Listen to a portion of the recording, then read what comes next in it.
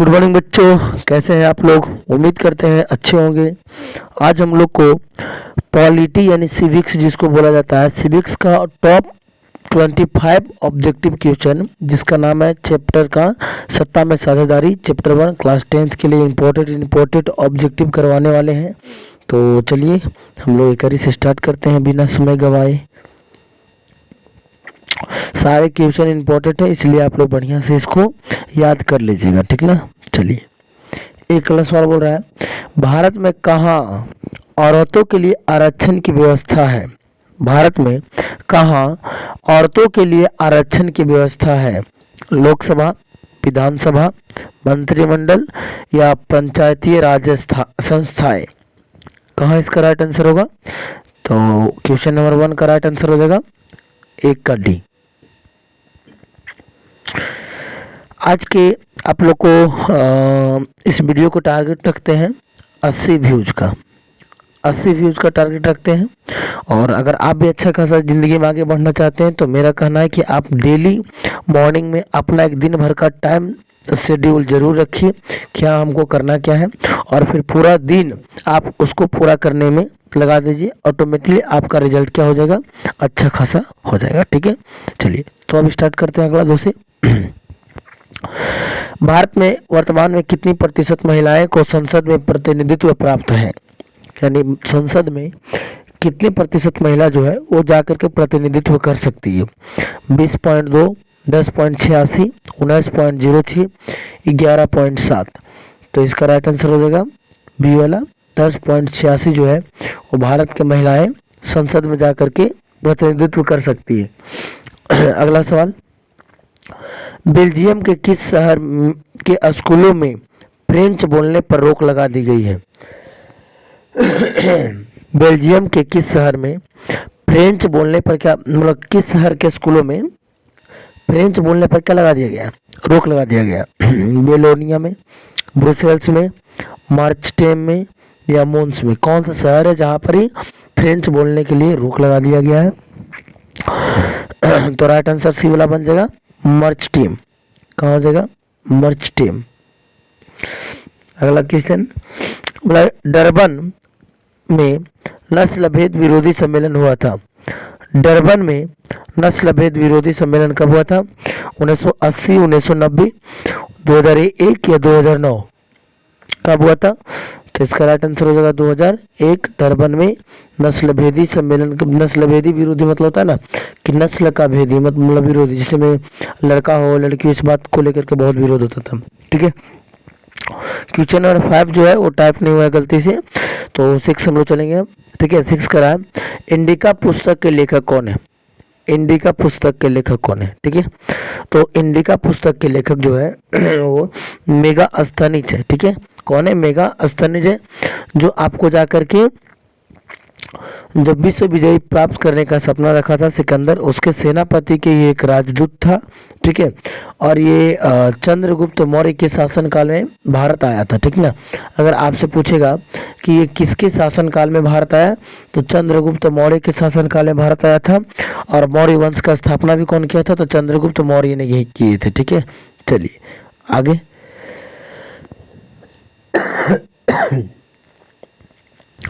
श्रीलंका में तमिल मुख्य रूप से रहते हैं।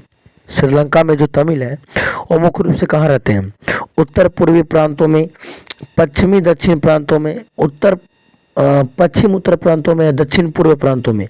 मतलब श्रीलंका में जो तमिल भाषा के जो लोग हैं वो कहाँ रहते हैं, किस क्षेत्र में रहते हैं। तो राइट आंसर हो जाएगा उत्तर पूर्वी प्रांतों में। ठीक है, अगला क्वेश्चन, क्वेश्चन नंबर 8, मतलब भारत में बहुसंख्य आबादी है, मतलब कौन सा धर्म का आबादी भारत में सबसे ज्यादा है। सिख धर्म, मुस्लिम धर्म, हिंदू धर्म या ईसाई धर्म। और इस क्वेश्चन पर हमको टारगेट बन रहा है, इन साल पूछेगा, क्योंकि इस वर्ष हाल ही जनगणना हुआ है, तो इस सवाल पूछने के चांस है कि बताइए भारत में किस धर्म का जनसंख्या क्या है सबसे ज्यादा है। तो हिंदू धर्म। बहुत इंपॉर्टेंट सवाल बन जाएगा, इन साल जरा ध्यान रखना। भारतीय संविधान के अनुसार भारतवर्ष को घोषित किया गया कौन सा राज हिंदू राज घोषित किया गया भारत को? धर्म सापेक्ष राज घोषित किया गया, बहुभाषीय या धर्मनिरपेक्ष राज? तो देखिए धर्म सापेक्ष कहने में क्या होता है, धर्म हिंदू राज कहने में क्या होता है, पहले तो हिंदू राज समझा देते हैं। मतलब वैसा देश या वैसा क्षेत्र जहाँ पे केवल हिंदुओं का चलता हो, तो वैसा तो नहीं, भारत में तो सभी धर्म को मिलाता है मान्यता।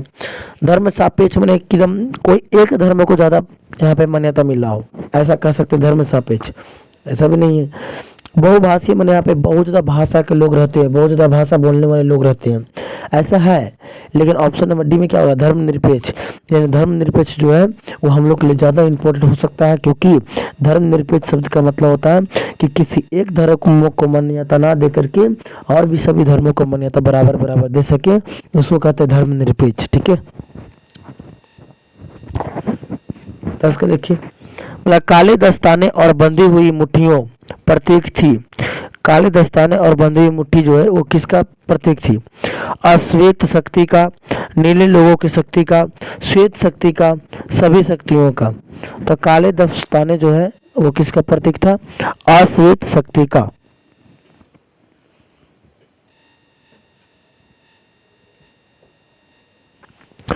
अमेरिका में अश्वेत शक्ति आंदोलन उग्र रूप से कब उभरा? 1950, 1970, 1965, 1966? इसका राइट आंसर हो जाएगा 1966। बिहार की साक्षरता है, इंपॉर्टेंट क्वेश्चन बन सकता है ये। बिहार की साक्षरता है मतलब बिहार में कितना प्रतिशत लोग साक्षर है? 47%, आधा से भी कम।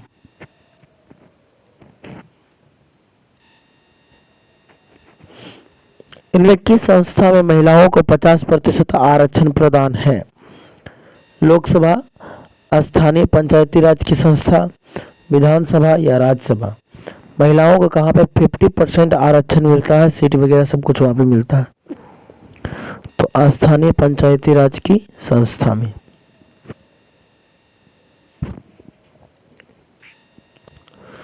चौदह देखिए, वह निम्नलिखित देशों में किसी धार्मिक एवं जातीय पहचान के आधार पर व्यापक रूप से विखंडन का परिणाम भुगतना पड़ा? निम्नलिखित देशों में किसी धार्मिक एवं जातीय पहचान और आधार पर व्यापक रूप से विखंडन का परिणाम भुगतना पड़ा?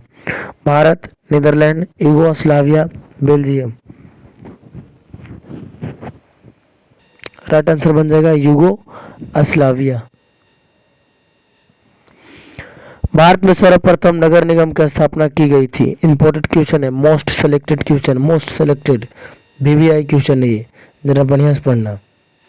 मोस्ट सेलेक्टेड क्वेश्चन है, पूछने के चांस 95% चांस है इसको पूछेगा। क्या बोला, भारत में सर्वप्रथम नगर निगम की स्थापना कहाँ की गई थी? कोलकाता, दिल्ली, मुंबई, चेन्नई? तो राइट आंसर हो जाएगा चेन्नई में। सत्ता की साझेदारी की एक अनूठी एवं सर्वोत्तम प्रणाली किस देश में विकसित की गई थी?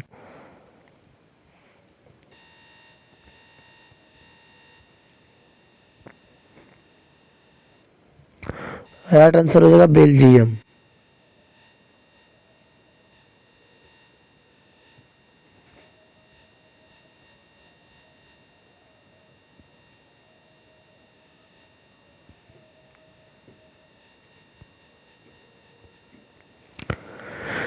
निम्नलिखित व्यक्तियों में कौन लोकतंत्र में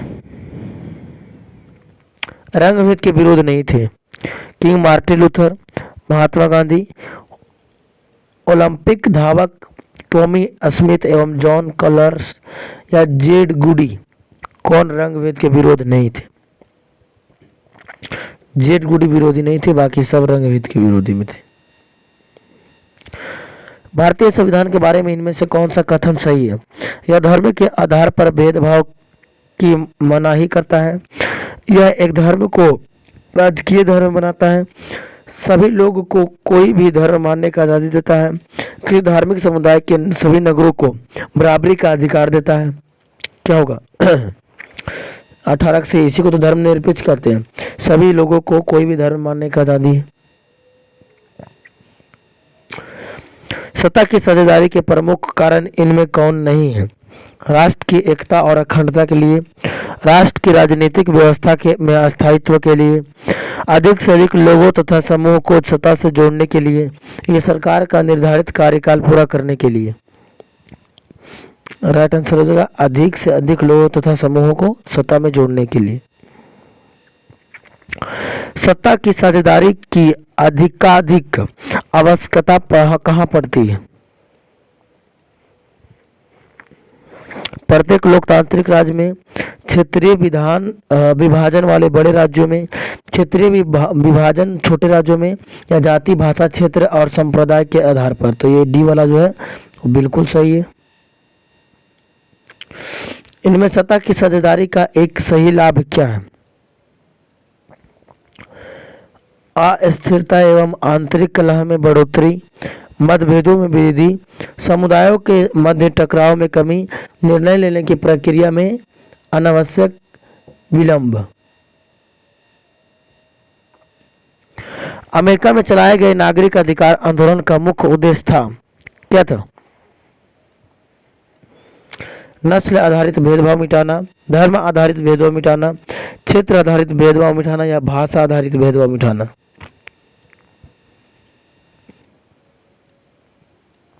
तो नस्ल आधारित भेदभाव मिटाना।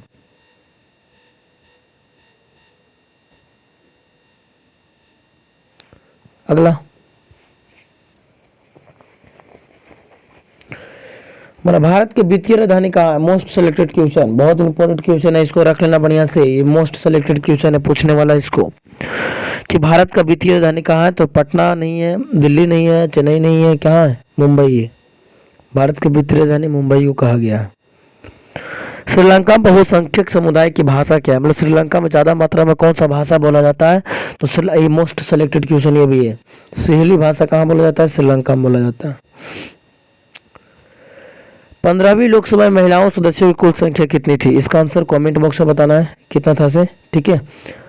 और आज आप लोग कितना स्कोर आया वो भी जरूर कमेंट करना, ठीक है। मिलते हैं सबसे अगले दिन, और अगर चैनल पर नए हो तो चैनल को सब्सक्राइब जरूर कर लेना, ठीक है। चलो बाय सभी।